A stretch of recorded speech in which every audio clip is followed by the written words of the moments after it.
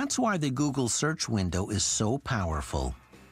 People type in their most honest, personal feelings in the quiet of their own homes. They're not trying to impress anyone. They're revealing their innermost truth without fear or filter or shame. Google then sells that information to political entities, governments, and advertisers because data collection is Google's greatest product. And if we're to believe Seth Stephens-Davidowitz's extensive research, that search box is a truth serum because it reveals the intimate subjects we're all wrestling with when you're under the influence. I'm Terry O'Reilly.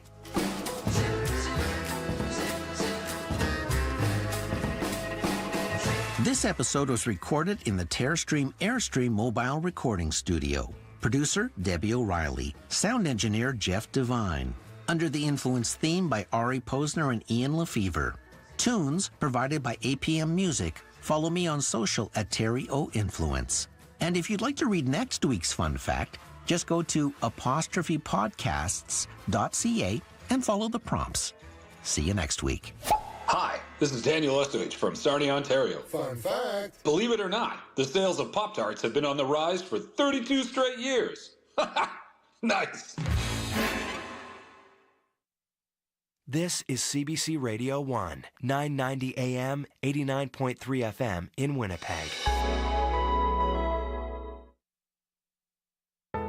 Your home, your street, your neighborhood, your community, your country, your world, your news that matters, news that belongs to you.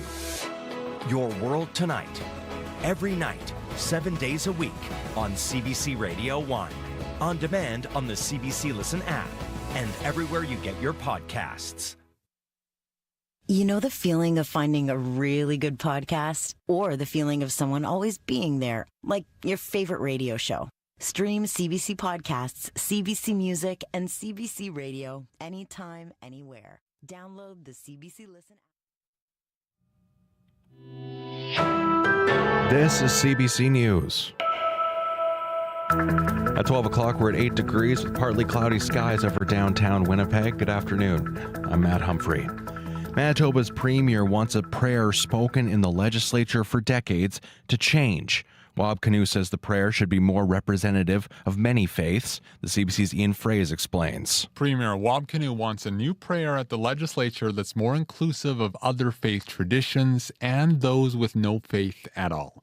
Canoe was speaking Thursday at a breakfast with the Manitoba Multi-Faith Council. He invited faith leaders and other Manitobans to help redesign the prayer, which a speaker recites at the start of every question period. The current prayer was adopted in 1937, but the wording has been tweaked since then. The prayer doesn't have any overtly Christian references, but Canoe said many people will still see it as a Christian prayer. There's an amen at the end, references to God, and archaic English. Any change to the prayer will need the consensus of other parties. That happened a few years ago with the adoption of a land acknowledgement after the prayer. Ian Fraze, CBC News, Winnipeg. Meanwhile, one of Manitoba's Muslim community likes the idea of changing the prayer, but wonders how it'll be done. Labid Ahmed is the imam at a media Muslim community. He appreciates the premier's sentiment, but thinks it may be a challenge to find consensus. Whether you want to define a deity or not, acknowledge one or not. And so I don't know how these contentions reconcile, or is it only faith-based communities will be defining the prayer? I don't know all the details, but I'd like to see how it all goes. Ahmed says he has no issue with the current opening prayer. He says Muslims usually pray in silence. Advocates for homeless people see some positives in a city plan looking into weekly cleanups at encampments, homeless encampments. Kate Schoberg is with the Main Street Project. She says most Winnipeggers wouldn't know what to do with their garbage if it didn't get picked up. That's what people experiencing homelessness have been saying. I want to keep my home clean and tidy, but if there isn't a service available to remove the waste that I'm not using anymore, then what am I supposed to do? Schoberg wants people to be more understanding about the difficulties of homelessness. A city report counts 150 homeless camps across Winnipeg. It says weekly cleanups would cost $4 million. Schoberg says that's overkill. She says encampments need the same garbage services homeowners get. A 20-year-old man is in hospital after he was shot while buying a gun. Police were called to the 500 block of Mountain Avenue Monday night for a report of an injured man. He was found in the 1000 block of McPhillips, suffering from a number of gunshot wounds. Police say the victim arranged online to meet the suspects at a prearranged spot to buy a firearm. One of the suspects brought out a gun and fired it at his vehicle, and he drove away. Police are looking for two suspects, a man in his 20s wearing a white hoodie and a man in his 30s wearing dark clothing and carrying a long gun. Change may be coming for some Canadians looking to break into the housing market. The federal government is promising to extend the amortization period on certain insured mortgages. Finance Minister Chrystia Freeland made the announcement today. First-time home buyers will now have 30 years to pay off their mortgage instead of 25. That translates to lower monthly payments, so more younger Canadians can afford to pay that monthly mortgage on a new home. Freeland says the measure takes effect August 1st. It only applies to first-time home buyers purchasing newly built homes, condos, and townhouses. Freeland also announced an increase to the down payment amount new buyers can withdraw from their RRSP, jumping from $35,000 to $60,000. Israeli Prime Minister Benjamin Netanyahu says his country is prepared to wage war in areas outside Gaza.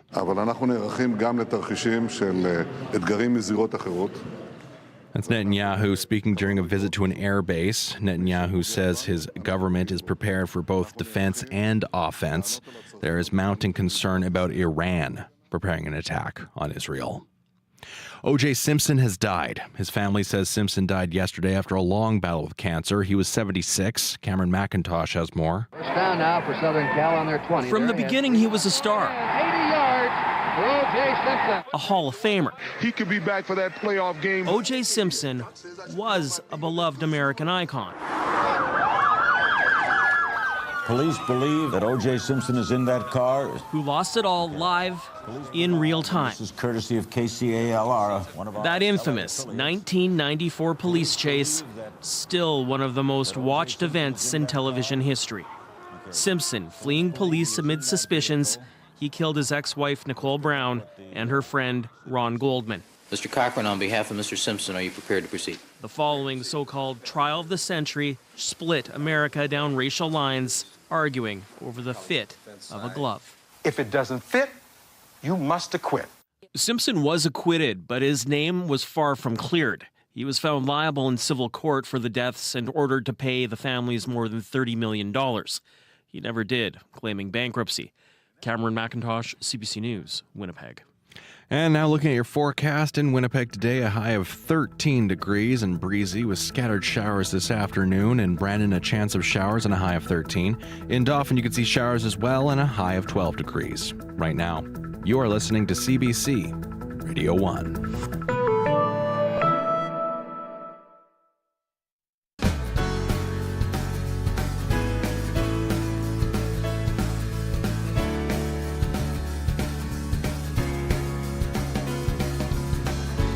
Hello, my friends, and welcome to Radio Noon for this Thursday, April 11th. I'm your host, Janet Stewart, and we've got a great show for you today.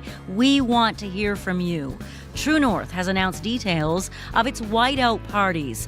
Call in during the second half hour of our program today and talk to me. Tell me your stories. How do you feel about these big street parties? Are they amazing to show off our city? Are they a pain because you live downtown?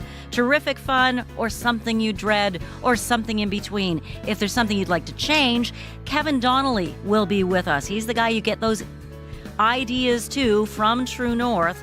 So join us today. That's starting after the 12:30 newscast.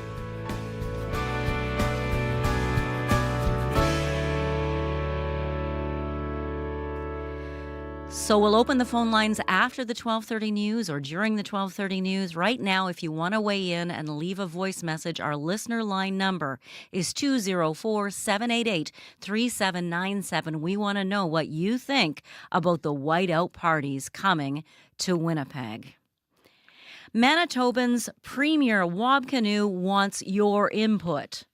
He wants to know what you think of refreshing the prayer that's read by the Speaker at the opening of each legislative session. The Premier made that announcement this morning at the 9th Annual Multi-Faith Leadership Breakfast. CBC's Ian Fraze was there. Here's some of what the Premier said. I think it's an opportunity for dialogue. Even just this morning, somebody pointed out it's perhaps you could consider it an Abrahamic prayer, sharing some elements of Jewish schools of thought, perhaps even Islam. But I guess the point that I would make is that we have a large Sikh community. We have different faiths from around the world. You know, we have a growing and vibrant Hindu community.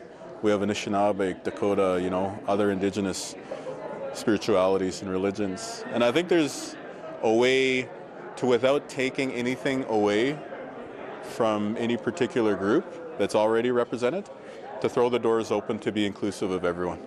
And I think the faith leaders that we saw in the room today and that exist in other corners of the province have the right temperament.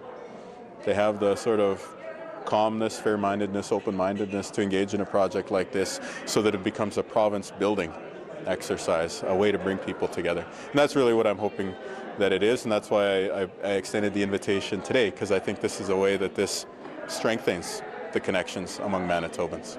And finally, some will say, why a prayer at all when there is a separation between church and state? Why do you think this is worth continuing? Because I think the call to have a moment to reflect is important for us at the start of the day. You have seen, as many Manitobans have seen, how rowdy it can get in question period or during debate in the legislature. And I do think it's important for us to just have a moment to reflect and say, let's put the people first, or let's put the province first, some variation of those things. For many Manitobans, the most effective way to do that is going to be a call to a prayer. For other Manitobans, maybe they take a secular or an atheist view, agnostic, however they choose to define that. Maybe it's a broader call for reflection. And I just think that there's a way for us to engage in all those perspectives and bring people together to just say, okay, we're going to be here to debate laws and policies and budgets and issues of the day. Can we all put the greater good at the top of mind first? And then we can all put on our respective jerseys and take to our respective sides of the house after. But, always have that basis of understanding that we're here for Manitobans first and foremost. That's Premier Wab Kinew speaking at an Interfaith breakfast this morning. Reverend Courtney Reedman-Parker joins me today in studio. She leads Messiah Lutheran Church here in Winnipeg. Thanks for being with us. Thanks so much for having me, Janet. First of all, what's your reaction to the Premier's call for ideas on how we can open that prayer up to everyone? Oh, I think it is so exciting, right? What an opportunity for us to learn from one another. And I was speaking with a colleague after being contacted by you this morning about the prayer that's currently used. And I said, do you know where this might have come from? And he said, not for certain, but he said almost certainly it's from the Anglican Church of Canada or the United Church of Canada. And so we know that as the Christian church, we have been the dominant culture and religion in Canada for a number of years.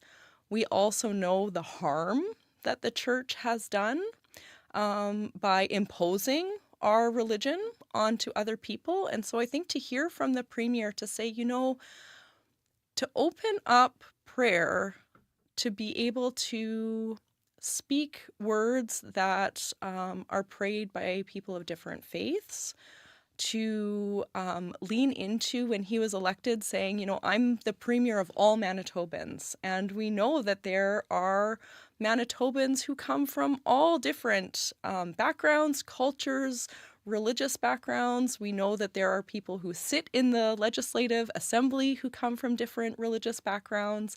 And so when he says, praying sets that tone for us as a legislative assembly, what an opportunity to say, what would it look like to hear different words? What do you think about that setting the tone? He talks about prayer as being just a chance to kind of, almost like some people talk about meditation. Yeah, absolutely. I often, with my parishioners, talk about why we pray. And I will ask the question, does God need us to pray? Does God need us to ask our prayer requests? And if God knows everything, then God already knows what we need. God already knows what the world needs. So we don't do it because God needs to know, but to remind ourselves. And so I do agree with the Premier to say to take some time before we do anything. And reflect. To reflect and to think about, why are we here, right? Why are we here? What is our purpose? It is really easy, I think, particularly in government, to get caught up in the feelings and the emotions and the needs of our own feelings and needs, the needs of the people who have elected us, the needs of special interest groups. And so to be brought back to, what are we here to do? You're talking about prayer as a very personal thing, too. Mm-hmm. I mean, Muslim, as the Premier mentioned, often our Muslim population often prays silently, is what I'm trying to say. A lot of people do pray silently. It's a personal thing. But there are people who outwardly fear the change that has been coming as we seek to be more inclusive and open our eyes and see the diversity in our world and in our communities and welcome everyone in. There are people who for many years have said Christianity's under attack. I'm sure you've met some people like that. What will you say to them if they're scared about this change? Yeah, I would really invite anybody for whom that's how they are feeling to reflect and even to pray, right? Why do I feel under attack? What is being attacked? What piece of your own personal faith is being attacked by inviting others, by inviting others to pray? And I suppose also, any time that I've been invited into conversation or prayer or worship with multi-faith partners is always given me a broader and a deeper understanding, not only of another faith, but my own. It allows me to deepen my own understanding in hearing maybe the way in which people lift up, right? The needs, the way that they speak of, the way in which God or the Creator interacts in one's life.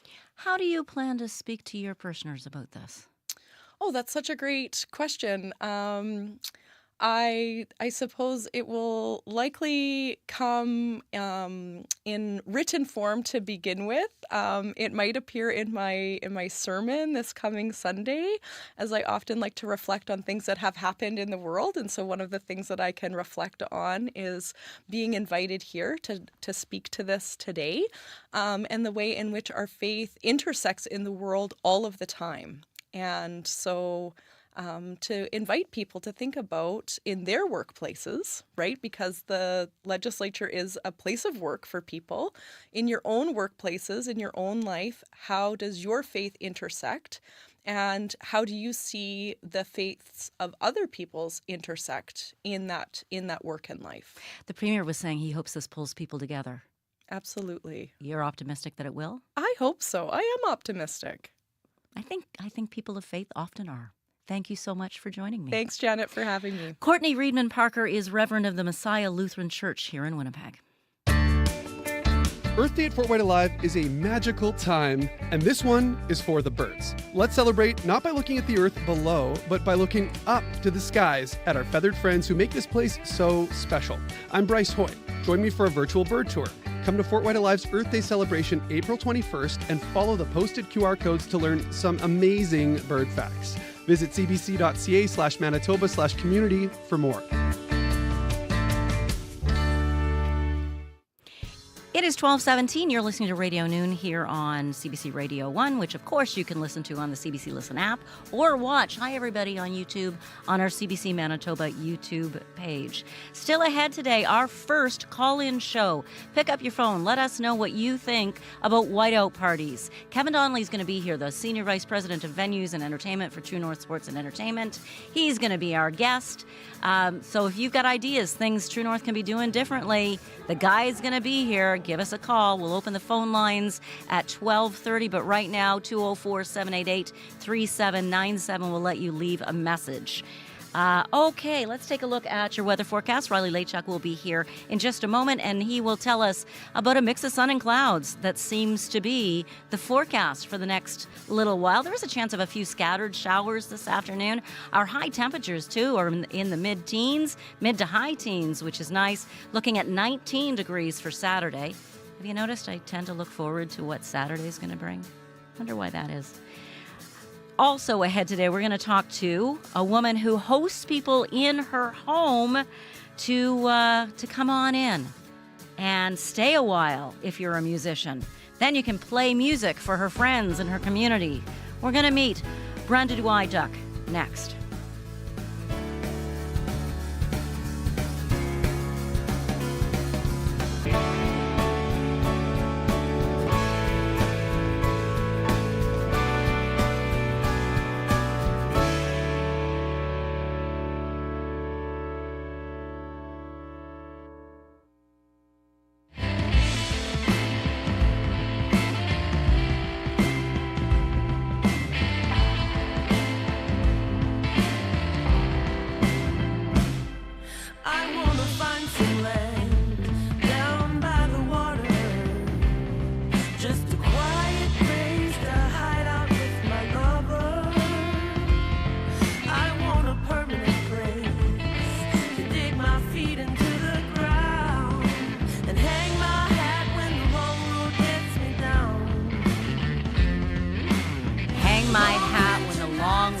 Gets Me Down. That's Long Winter Nights from Andrina Turan. I'm sure any traveling musician would know exactly what she's talking about there.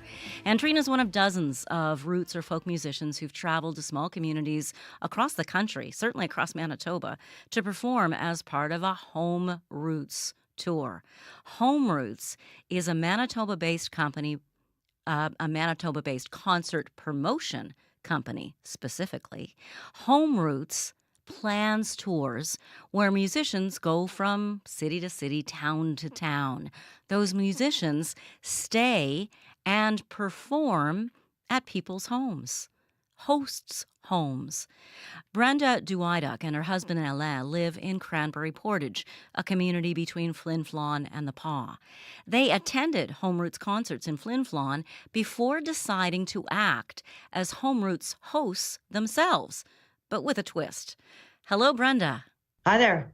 As a Home Roots host, you open your home to a traveling musician and let them stay with you. What's that like? It's actually pretty fun and an amazing experience. I'm not a musician and certainly have never had that kind of lifestyle. So to meet somebody who does this for a living and has so much passion is really quite fun. It's fun to get to know them. Every musician is different, has a different background, a different story. So it's a fantastic opportunity. Many Home Roots hosts actually clear space in their home so they can hold the concert there and let in all the people, let in the audiences to come on into my home. In Cranberry Portage, though, a neighbor of yours, Barb, arranged to use the local Legion instead because it's a bigger space. How does that change the vibe? I don't think it changes the vibe at all. We set up the Legion in sort of a little cabaret type atmosphere. We have tables, we have tablecloths, we have a table arrangement that goes along with the theme of the musician. And we set up the stage that has a bit of a background, kind of a home environment, put down a carpet, have a chair, and have, kind of different unique items that represent the musician. So we have candles on the table, we have a refreshments. So I think it's pretty much the same. It's just not in my home.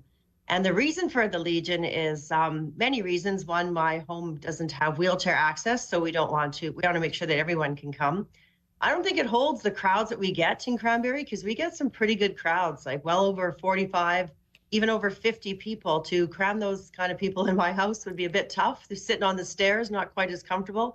So the Legion works well for everyone, and it's a place for everyone to come in Cranberry. So I think it works out well. And we've had good feedback from the musicians as well. What have they told you? They love the atmosphere. It's different for them because they're used to playing in people's homes. Thus, it's called Home Roots. But it doesn't seem to change the dynamic or the vibe. And also the audience loves it too. They're able to set up tables with friends. Everyone, moves around, chats, has a break. So it works out great. Now, we played a little bit of music a moment ago from Andrina Turan. When she stayed with you and other neighbors pitched in, you did a little something special. You mentioned sometimes you do something for the musicians at the Legion to make it special. Tell us about what you did for Andrina. For Andrina, we do something for everybody, but certainly for Andrina, I always look up the artist and what inspires them, and she gets inspired by the boreal forest. So we went, and Leanne Beaker and I went and cut down 8 trees because we live in the boreal forest, and set up the stage so there was trees and lights and logs and flameless candles, and just made an environment for her to play in. When she arrived, she didn't realize it was for her. She thought it was a setup sort of for something else that was going on. And then afterwards, at the end, I didn't want to bring 8 trees home to my yard. And so I said, let's just stop at the brush dump and toss them in because it's on the way home.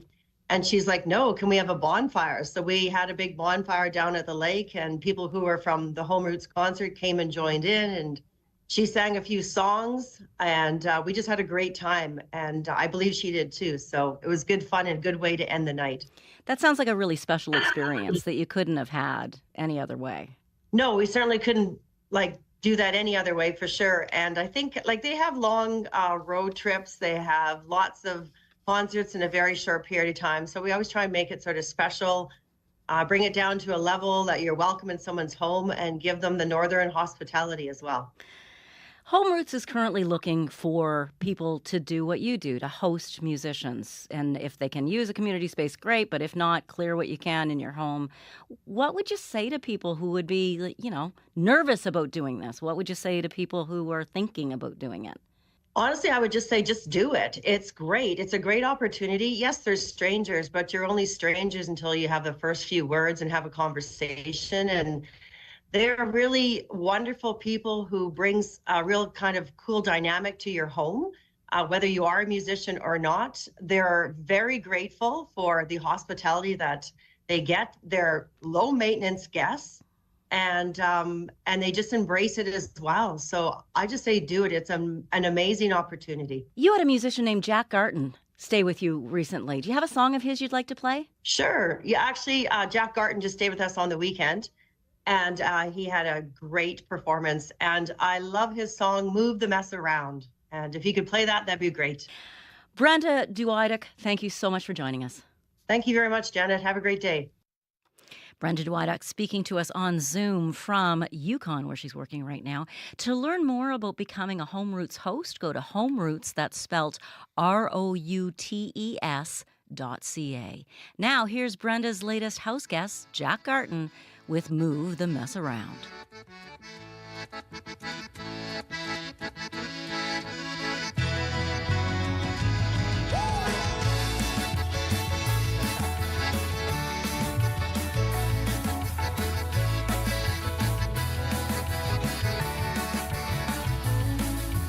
Richard and Heather moved in together to a one-bedroom basement suite. She was the stormy creative type, but he liked things real neat. One day when he threatened to leave her, she did what any of us would do. She made some superficial changes around the place, putting off what was clearly due. She just moved the mess around. She just moved the mess around. You can try to deny it, but as sure as the rain comes down, she just moves the mess around. She just moves the mess around.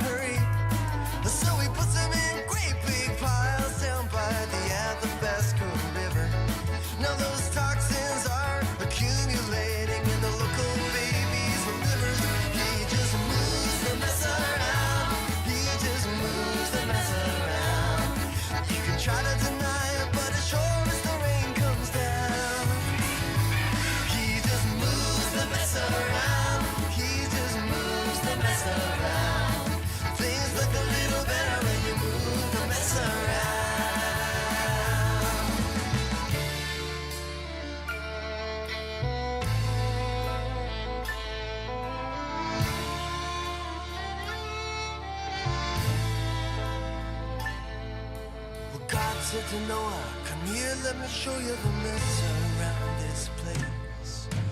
Arrogance and isolation have taken over the human race. God confessed, I did my best, no one can say that I didn't try. But the mess he was trying to clean up had already stained Noah on the inside. 'Cause God just moves the mess around. God just moves the mess around. You can try to deny it, but as sure as the rain came down. God just moves the mess around. God just moves the mess around. Things look a little better when you move the mess around.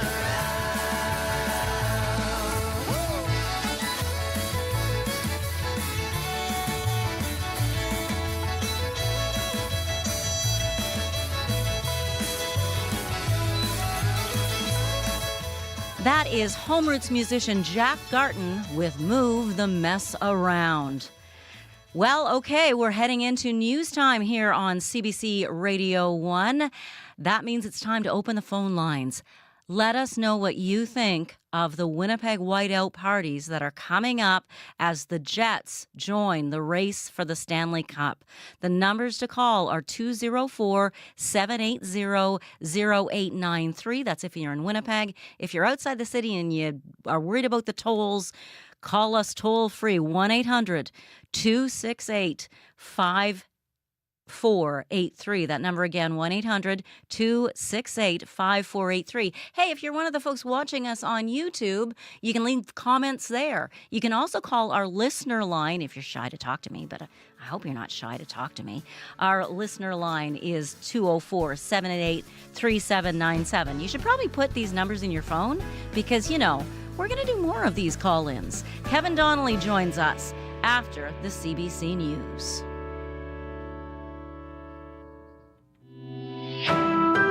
This is CBC News.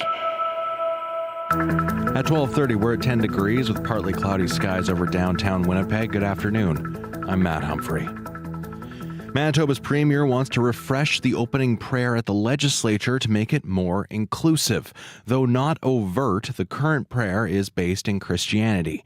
Wab Canoe says Manitoba is a diverse place, and the prayer or opening statement should reflect that. As we're called by the Speaker of the House to reflect on the people, on a higher power, on the province, on the welfare and prosperity, with the greatest of humility, I would ask for your help in designing words that every Manitoban would feel included by. Canoe made the announcement at the annual Multi-Faith Leadership Breakfast.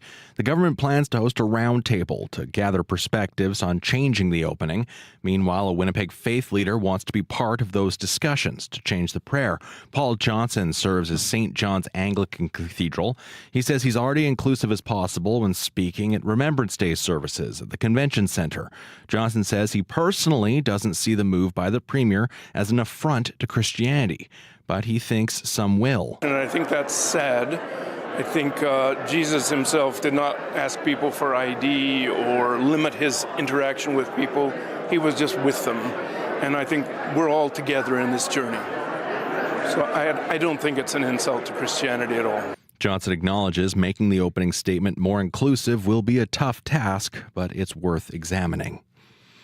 And new mortgage rules may be coming for first-time home buyers. The federal government has announced a handful of measures aimed at tackling the housing crisis. But as Rafi Bujikanian explains, the policy changes may not be enough to get to the heart of the problem. First-time home buyers will now have 30 years to pay off their mortgage instead of 25. Finance Minister Chrystia Freeland with an announcement she says should bring relief for Canadians struggling to get into the housing market.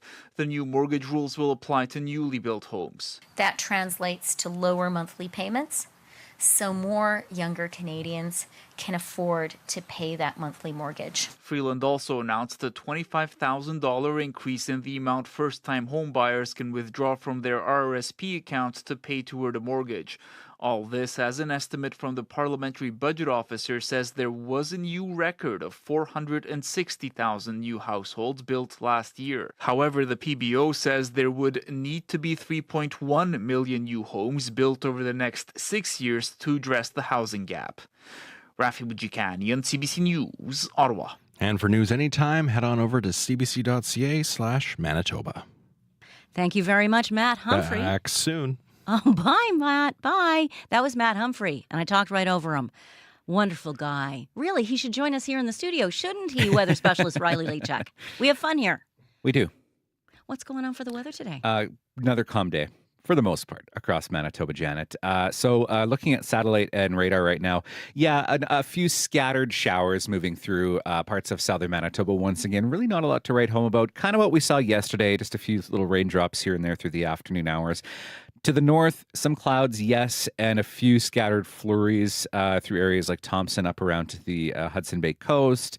Even as far west as Lynn Lake, possibly getting a few scattered flurries through the afternoon. That will continue. That instability moves its way out through Friday. Tomorrow, looking like, yes, a mainly sunny start to the day across most of Manitoba. A little bit of cloud here and there, and we're looking at a mainly sunny sky through the rest of the afternoon tomorrow into the day on Saturday. Chance early in the morning on Saturday that we could see maybe some scattered showers once again, but otherwise the weekend is looking fairly nice if you're into the sunshine, Janet, and a warm lot of temperatures. us are. I do find that a lot of us, and it's kind of the type of warmth that a lot of folks love. Yeah. It's not scorching hot. Yeah. 19, 17. At this time of year, feeling any warmth is kind of exciting. Exactly. Rain, maybe a couple millimeters. Like I said, pretty scattered in nature as we get through the next couple of days. Today in Winnipeg, 13 degrees is what I'm looking at for the afternoon. 11's back to the west through Verdun, Brandon, through the Melita region. 5 and 2 in Thompson and Gillam with some of that scattered rain, maybe a few scattered flurries in there as well. 14 for your Friday, 19 for Saturday, 17 for Sunday.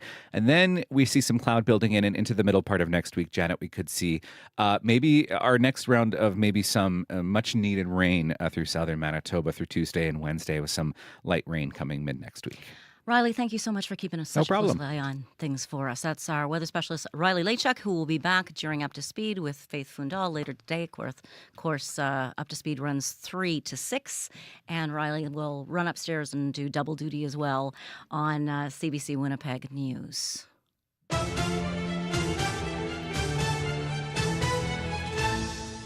Do you know that sound? I know that sound. That sound means Jets. That sound means the whiteout parties are back. Woo! Go Jets, baby! Go Jets! Yes, the whiteout parties are back. True North announced details of this year's round 2024 yesterday, and we want to hear from you. Call in now and let us know how you feel about the return to these parties. Are you working on your costume already? A lot of people put a lot of work onto them. Are you trying to get tickets? Are you going to pass? Is this something that you're proud of when you sit at home and you watch the playoff games, when you see all those people out on Winnipeg streets?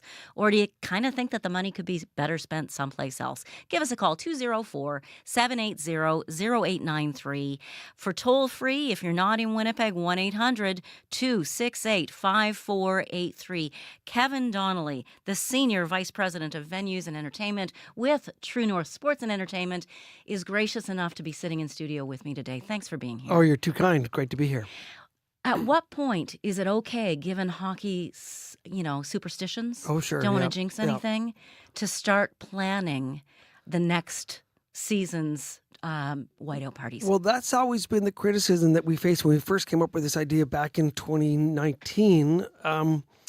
We didn't want to jinx that. We didn't want to temper the favors of whoever controls these things. So we started quite late, and that's been sort of the pushback from the city and people that need more planning time. They're like, hey, you can't change this on a moment's notice. And we would actually say, well, we don't even know the day we're playing. We don't know how many people are coming. So it's been sort of an evolutionary process. Now we know how to do these. The city knows we like to do them. They like them to happen. So we've actually, we start the conversation well in advance so that we're not surprised by it. Nobody can say, hey, I didn't know these were coming. So it's that sort of, that yin and yang of we need to be prepared, but we don't want to upset the hockey gods sort of thing. Someday someone will explain to me why it is that hockey players are often so superstitious. There's just a thing. I think sports in general, I think there's a lot of, superstition. Baseball, you hear about it. Football players put X sock on first and the other one after, and yeah. Well, we've got a hockey fan standing by right now. Hello, Chris. You're on Radio Noon. How are you? I'm good. How are you today? I am feeling great, and I'm grateful that you called. What do you want to say about these whiteout parties? Well, I just think that we should continue with this great venue and this great event, and it just makes us be proud to be Manitobans and supporting such a great team, and it just brings everyone together. How do you are you planning to get tickets and to attend this year? I am definitely going to try. For sure. Definitely going to try. So, Kevin Donnelly, you're here. You're hearing Chris right now. When do tickets go on sale? Tickets for the playoffs will go on sale to the general public on Monday the 15th. That's if you want to get a ticket in the bowl and you're not a season ticket member yet. Those people that want to buy a package can still guarantee their spot in the bowl by acting now. Janet, they have to jump on it. But the playoff street parties will go on sale next Wednesday the 17th.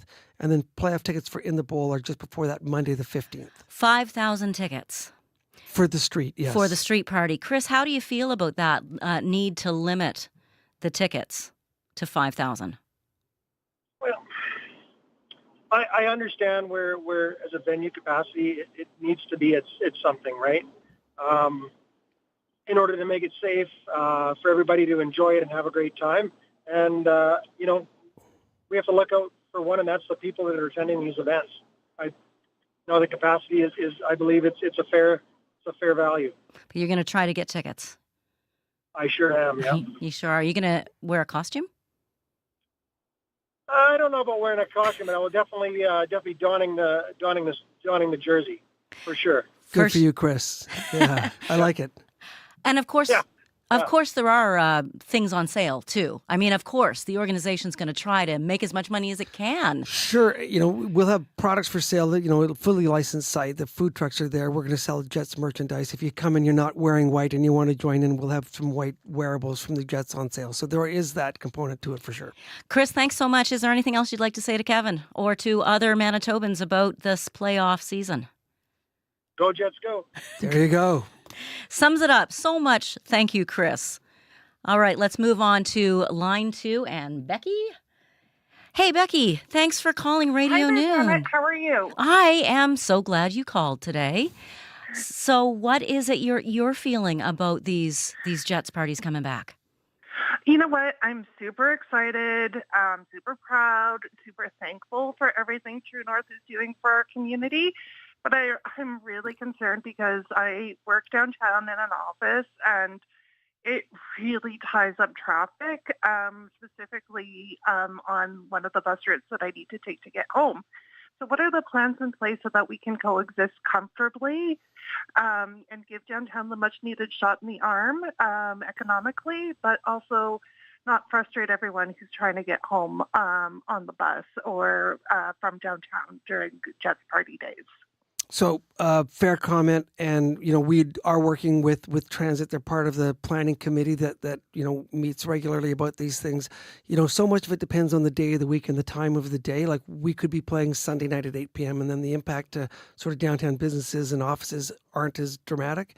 But we try to get that information on what's closing sooner and get that out there to the public. And again, the impact to transit, we route people around Donald, and there is some real hard closures. So, we do our best to keep our footprint as small as we can and to minimize the impact. We close Donald right at 9 o'clock in the morning typically on those game days, but we try not to close the cross street of Graham where the majority of the buses travel until much later in the day, like 1, 2, 3 o'clock, depending on the start. So we try to really minimize our footprint and minimize the hard closures that we need to set up. Becky, have there been times that you haven't realized this was happening, that the roads were going to be closed and you just weren't sure where to catch the bus?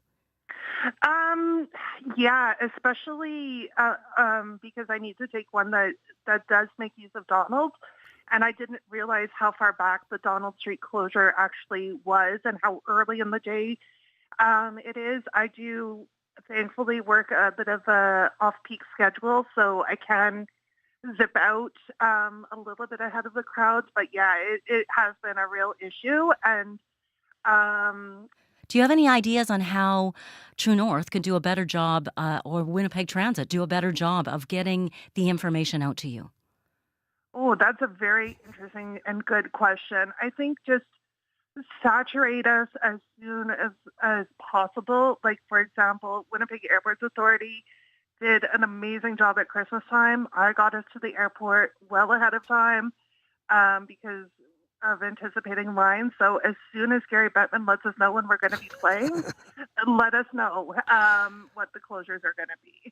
And again, I think those are fair comments. And it's funny that the off-peak people are more impacted than the peak people because we do allow the morning rush hour to go through, and we don't start any closures until after that peak morning rush hour. So that is a valid point, that that off-peak person, when you think that there may be lesser of them, but they definitely get impacted. Why do you have to close the roads earlier? Just the time it takes to set up. We put a stage on Donald. We put 3 screens on Donald, 2 on, or 1 on the stage and 2 further south. So it's just a matter of logistically getting the equipment, getting the cable, the power, the toilets, everything in place so that we're ready to go, 2 hours before the puck drops. Have you noticed that the more times you do this, the more efficient things become? Yeah, for sure. And we try to get actually a better plan. Like, we're always changing the sort of the finer details of the layout, where where a toilet goes, where the food trucks might go, how people line up as they're entering the site. So that stuff, we are guilty of changing it every time because we're constantly looking for improvements. Becky, have you ever been tempted to just stay downtown and try to take in the fun? Yes and no. I personally am not a huge fan of crowds, and I have disabilities that make it a little bit difficult to be standing and walking in place for any length of time. So, Kevin Donnelly, wouldn't a handy transit shuttle, some sort of something down the road, be a wonderful thing for folks like Becky? If there was some sort of service that could help folks who have trouble walking that extra distance get there? Again, another great point, but we do have an accessibility platform that we do elevate people that need to have a better vantage point of the screen. She needs a lift to needs the a bus. lift, yeah, Kevin, you're not busy on those days. Could you just pick up Becky Sure, and we'll take her to swing by. That'd be awesome. Becky, thank you so much for calling in. And on the news, I will tell you, we will do our darndest to get the information out as soon as, not Mr. Bettman, but the team's winning or losing. Set the schedule. We'll do our best to let you know here on CBC, okay? Thanks for calling. Now, on line 7, I don't need to actually tell you what line you're on, Edward, but you're on. Edward, thank you for calling Radio Noon. My, this is a fantastic surprise that having you on the noon show. I'm an older fossil. I know your voice. yeah, you know me. I do. We've spoken before. It's nice to hear from you. What do you want to say to Kevin Donnelly today? Well, the first part is that hats off to you guys that you're reintroducing the call-in program at noon. I miss it. It's, as an older fossil, I heartily endorse that you guys keep doing this more often. Well, this is day 1. I'm the guinea pig. And Kevin Donnelly, bless his heart, he's a busy guy, right? Well, and he's here with us today, so thank you again. Well, maybe that's the best part. Maybe we should leave. I myself am not a part of the sports jock community, and I would think that the CBC should, as far as the kind of call programs that you're having, you should focus the way they did before on all of Manitoba and not just simply a corporate interest. Well, isn't it lovely that we have Radio Noon and the ability now with phone calls, with Zoom, whatever, it has made it easier for us to reach out and actually hear voices from all over Manitoba. And that's what we're trying to do right now, is hear from people out of town, in town, because as many fans as there are of the Jets here in Winnipeg, there are also folks outside who, cheer just as loudly. Now, 1-800-268-5483 is the number to call. If you are out of town, that's toll free. Get right to me. If you're in Winnipeg, 204-780-0893. Yes, there are some corporate interests here, but what do you think the value is And Edward, if you're still with us, this question is for you as well as for you, Kevin, in showing our city, which sadly is often the butt of jokes, it's often maligned. Suddenly you turn on hockey and you see 5,000 happy-looking people outside Winnipeg. Do you think, Edward, that helps sell our province and sell our city as a great place you might want to visit someday? Well, absolutely. I mean, Winnipeg is a great place to come, and I would also say that as far as getting the people together, something such as Manitoba started a whole bunch of years ago, Folklorama, is just one of the stellar things that should showcase Winnipeg in so many different ways. You're absolutely right. We have so many things. Do we have numbers, Kevin, on what kind of value? I don't at the top of my head, but there definitely is an economic impact that goes well beyond the footprint of the street parties. And, like Folklorama, that's a great example where you get an opportunity where interests align. Like there's corporate interests, but there's community interests. We're supporting people like United Way and the agencies that they service. So there aren't many opportunities, and I think that this is one of them where there's layers and upon layers of benefits, not just on a corporate interest. It costs True North money to put these parties on. We're happy to contribute. The city's contributing, the province is contributing, economic development Winnipeg. But the benefits go to the hotels, restaurants, the agencies that the United Way services. It goes very, very broad. Edward, thank you for calling. We've got Brent on the line as well. Brent is happy to have the party, but not happy to pay for it. How do you mean, Brent? Well, I'm not sure how it's all going to play out this year, but I think in past years, the city paid for the police security that was used at the party. And I'm not really happy about that because, we've already subsidized the Jets a lot through sweet deals during the construction and gambling revenue and things like that. I just think if you go to this party, you pay for the party. And so I would say that the revenues that we receive from the province are far outweighed by the amount of economic impact and the tax benefit, the taxes that we create that support the different that go to the different coffers. And in terms of the policing, we pay now, the first year where it really was a tiger by the tail. We didn't know what we had, and every event grew and grew and grew till we were at 23,000 people. That's one of the reasons why it's not built at 23,000 people now. So we've come up with a formula. It holds 5,000 people. We pay the policing costs directly for that. The $5 a ticket that we retain outside of the $5 that goes to United Way, it doesn't come near covering the costs of putting on these parties. So it's a fair point. We are paying the policing. We pay for all the staffing that goes into these things, and including city permits and costs from the city. So the city of Winnipeg taxpayers are not going to pay more for policing at these events. Not again. We are paying. We get the financial grant. The province is giving $75 per round. The city through the Economic Development Winnipeg is doing a one-time $50,000 payment, again, toward the cost of production.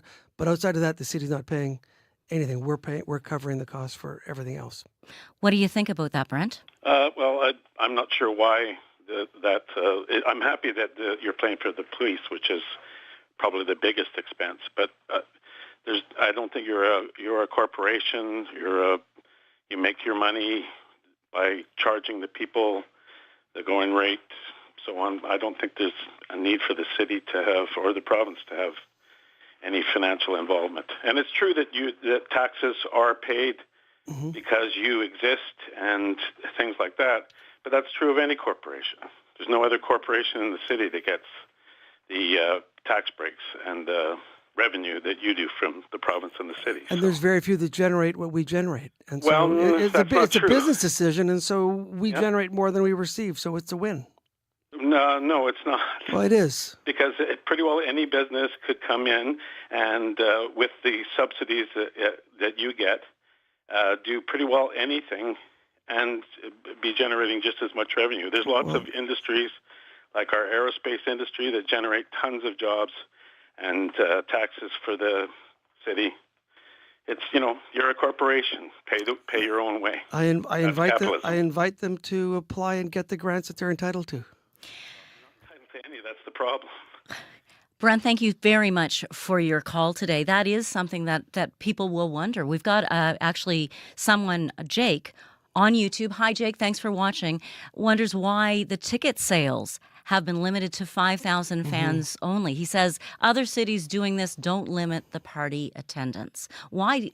The first year you had it in 2019, you say it was a tiger by the tail. Right, but I remember seeing all the people coming down. Everybody was so excited that everyone was welcome. That is true. And those events back in 2019 were remarkable, but they were incredibly expensive. And it did involve a contribution at that time from the city, from True North.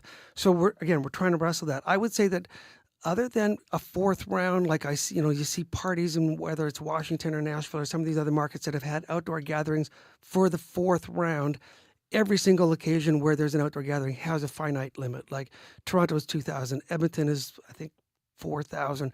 So wherever the markets that plan these things, that do them, there is a finite limit to how many people can attend. Can you see changes coming to this formula down the road?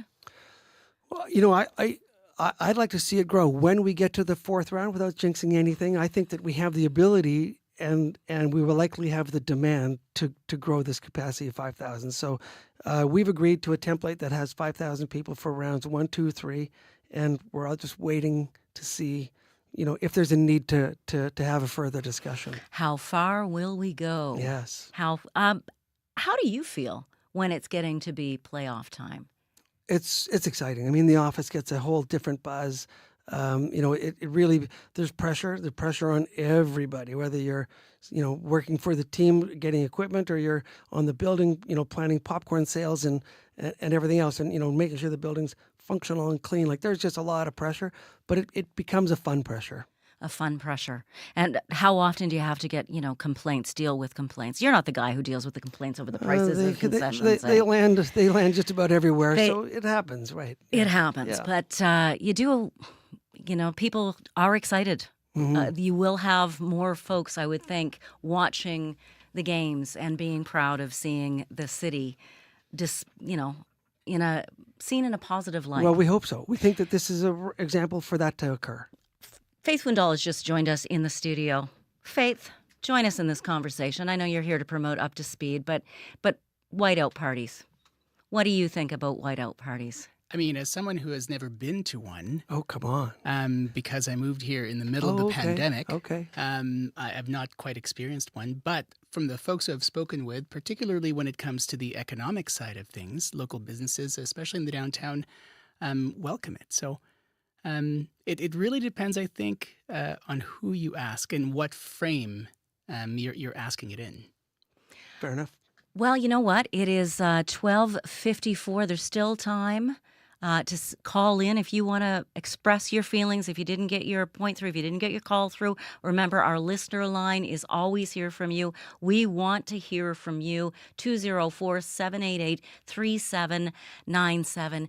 Kevin Donnelly, thank you so much for your time today. My pleasure. Great to be here. Hopefully we'll go 4 rounds. Absolutely. I'll come back anytime you'll have me. Well, thank you very much. Great. Faith, what's coming up on Up to Speed today? Well, Janet, Canada is at risk for another devastating wildfire season. The federal government gave the warning this week as forecasters call for continued dry and warm weather, as you know, conditions that can create destructive wildland fires. We're going to hear from the acting director of the Manitoba Wildfire Service to talk about how he is preparing his folks as we enter what could be an early forest fire season. So stay tuned for that. There's been so much concern about that. I know people in other provinces as well have been preparing. BC's been preparing. Alberta's been preparing, saying that some fires were still burning underground. Those are the zombie fires. Year. Yeah, the so-called zombie fires. Scary zombie fires. Thank you very much, Faith. And yes, Riley Lachuk was here saying that there's going to be some much-needed precipitation coming. Let's hope that helps with the fire situation. Faith Wendell hosts Up to Speed. It begins today at 3 p.m. right here on CBC Radio 1. Of course, you can listen anytime on CBC's Listen app or watch us on YouTube. Watch Faith as well. Thank you so much for being with us today. The first of what we hope will be a continual series of call-in shows here on Radio Noon. So, got a phone? Keep this number close, 204-780-0893, 1-800-268-5483. Those are your Radio Noon call-in numbers. We'll try to come up with other conversations. What do you want to hear us talk about? What are you worried about in the province, in your community? Give us a call on the listener line. Send me an email, janet.stewart@cbc.ca, and let us know. Maybe we'll have a call-in show about that. Thanks for being with us. Have a wonderful day. We'll talk tomorrow.